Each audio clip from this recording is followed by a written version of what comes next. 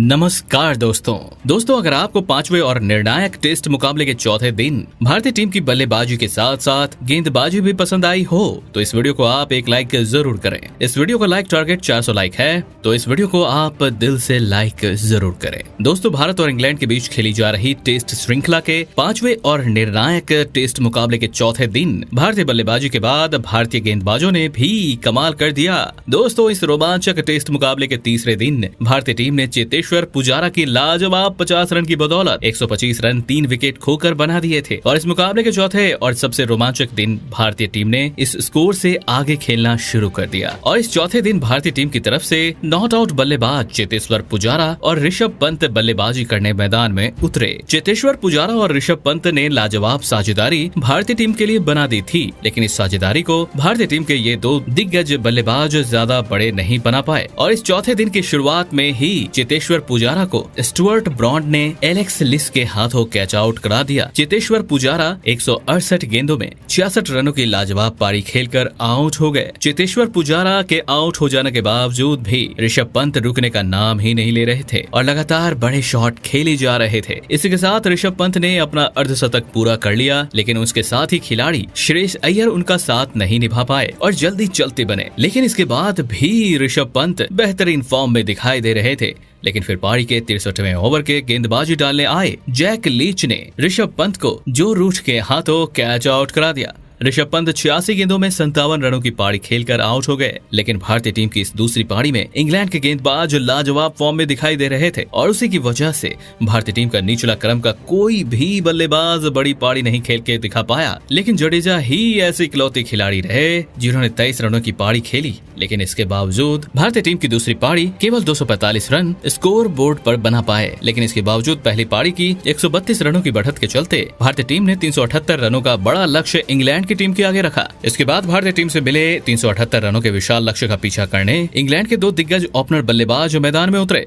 Alex लिस और Jack Crawley के कंधों पर इंग्लैंड की टीम को इस कड़ो या मरो वाले मुकाबले में इस आखिरी पारी में एक विस्फोटक ओपनिंग की उम्मीद थी। लेकिन इस बार भारतीय गेंदबाजी के आगे इंग्लैंड के इन दो दिग्गज ओपनर बल्लेबाजों ने पलटवार करके दिखाया और आते ही बड़े शॉट खेलना शुरू कर दिया। एलेक्स लिस और जैक क्रॉली को रोकना अब भारतीय टीम के बस की बात नहीं लग रही थी। इन दोनों ने मिलकर लगभग 107 रन 21 ओवर में बना दिए। अब ये मुकाबला भारतीय टीम के हाथ से जाता हुआ दिख रहा था। तभी भारतीय कप्तान जसप्रीत बुमराह ने अपना कमाल दिखाया और सेट हो चुके जैक क्रॉली को क्लीन बोल्ड कर दिया। जैक क्रॉली 46 रन बनाकर आउट हो गए तो वहीं उनके तुरंत बाद नए बल्लेबाज ओली पॉप को भी जसप्रीत बुमराह ने ऋषभ पंत के हाथों कैच आउट कराकर भारतीय टीम के इस मुकाबले में फिर से वापसी कराई। ओली पॉप तो बिना खाता खोले ही आउट हो गए तो वहीं उनके तुरंत ही बाद इंग्लैंड के दूसरे ओपनर बल्लेबाज एलेक्स लिस को रविंद्र जडेजा ने रन आउट करा दिया। एलेक्स लिस 56 रन बनाकर आउट हो गए। लेकिन उनके बाद बल्लेबाजी करने आए जॉनी बेयरस्टो और जो रूट ने इंग्लैंड की डगमगाई पारी को संभाल लिया और एक धीमी मगर एक महत्वपूर्ण साझेदारी बनाना शुरू कर दिया। जॉनी बेयरस्टो और जो रूट लाजवाब फॉर्म में दिखाई दे रहे थे।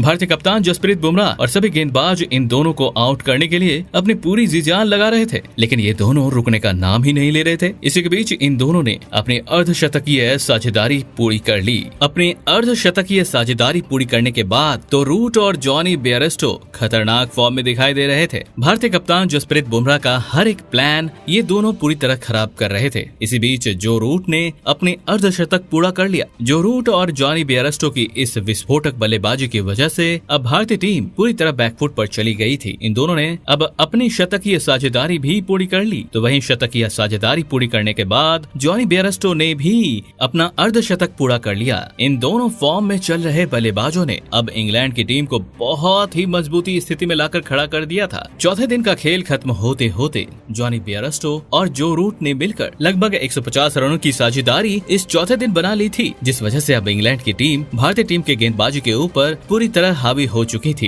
इंग्लैंड की टीम से पांचवें टेस्ट मुकाबले के चौथे दिन 259 रन बना लिए हैं। अब इंग्लैंड की टीम को जीत के लिए इस टेस्ट मुकाबले में 119 रनों की आवश्यकता है और अभी भी उनके पास एक दिन बचा हुआ है। अब भारतीय टीम को कोई ना कोई चमत्कार करके ही इस टेस्ट मुकाबले के पांचवें दिन इंग्लैंड के बल्लेबाजों को धूल चटानी होगी। लेकिन दोस्तों, आपको क्या लगता है कौन सा गेंदबाज भारतीय टीम को इस टेस्ट मुकाबले में जीत दिलाने में सबसे बड़ी भूमिका निभाएगा? आप अपनी राय नीचे कमेंट में देना बिल्कुल भी ना भूलें। धन्यवाद।